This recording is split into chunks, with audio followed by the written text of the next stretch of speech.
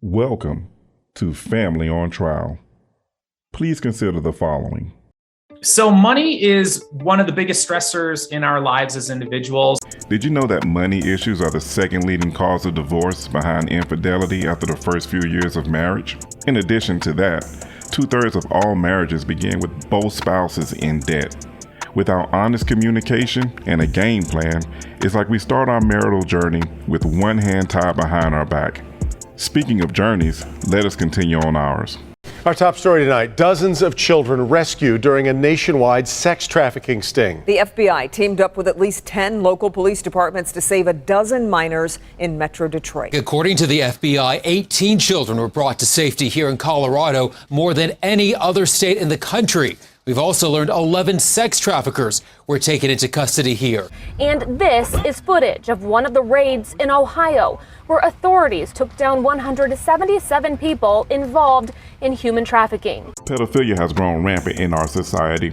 The sexual trafficking of our children is not only criminal but demonic, and it's much closer to home than you think. The story of Jeffrey Epstein began with local high schools in Palm Beach County, and it just got worse from there. I really thought gender was set in stone when I was younger because I didn't know anyone who was different at all. I definitely did not realize that you could change your gender or your name or who you are. Well, coming up next on the Heat Index this morning, a stirring video that is being shared by millions. A couple's decision to allow their young child, born female, to become male. This is Ari, Gwendolyn, and Brynifer. They are in a polyamorous relationship, and they all parent Hazel and Sparrow. We have a 2-year-old antigender baby and a 10-year-old who is non-binary. A California kindergarten teacher is facing outrage after discussing gender identity with her students. The kindergartners came home very confused about whether or not you can pick your gender, whether or not they really were a boy or a girl. The transgender agenda, and let's make no mistake about it, it is an agenda, has gone from one extreme to another. Not merely in terms of what being transgender means, but in the sense of wanting to be tolerated and be allowed to live as they desire, to becoming some of the most intolerant and exclusive groups of people you'd ever want to encounter. We'll explore the multiple aspects of transgenderism and its impact on the family, but for now, we'll soldier on from here. A 17-year-old with a golden resume. Please consider me for the National Honor Society. Walked to a nearby highway overpass and jumped. Police tell us that the nephew of an East Hillside couple killed the couple, their 2 daughters, before turning the gun on himself. 4 people are dead in what Milwaukee police are calling a triple murder-suicide. Violence in the family, whether it be self-inflicted or forced upon others, used to be unusual, something seldom heard of, but that is no longer the case. Unfortunately, it has become as commonplace as an annual checkup with no upside value. Just pain, misery, and despair. The question is why? Why has this become so prevalent? Ever thought your spouse was getting away with murder? Well, one Michigan woman actually tried to do so by hiring a hitman to get rid of her husband. And she isn't the first to take drastic measures that might make divorce look positively quaint.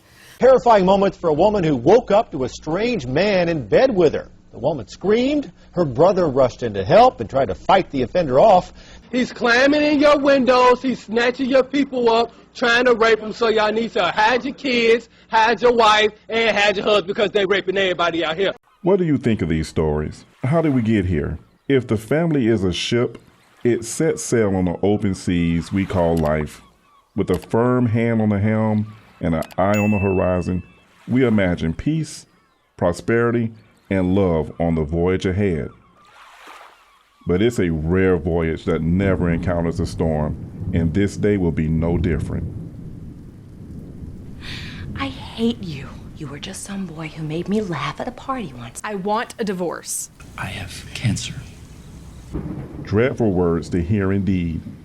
You're at sea, trying to navigate a storm, and suddenly, the rudder snaps. And you and your family are set adrift, strangers in the same house, wondering what just happened. The obvious and terrible problem is you're adrift in a storm, tossed and battered by the waves. Now here comes divorce, disrespectful children, a lack of prosperity, anger, tears. But all is not lost. And just as day follows night, the wind will die down and the waves will flatten to reveal a glassy calmness. But what about that rudder? It's time to get that fixed before the next storm rolls through. My name is Daryl Jones, and I'm your grateful host here at Family on Trial. I'm a happy man to be married to my wife, Savannah. I'm a father, son, brother, uncle, friend. I spent over 20 years in law enforcement and proudly served my country in the U.S. Army. I'm also a man who is concerned about family and how culture, or should I say culture, can misguide or even break the family shortly after setting sail. And friends, just so you know, I have lived the rudder-stricken life, so I am not immune. I've been victimized by errant cultural groupthink, but I am not a victim. I stand vigilant and ready for what's to come. We'll get more into my story as we go along, but first things first. What bothers you about family dynamics today?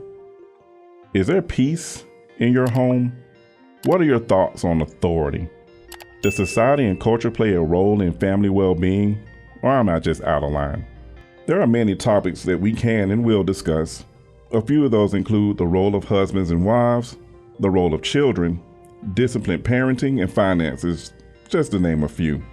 So come along, join us on this journey of discussion and rediscovery. Family on Trial. It's more than just a name, it's the truth.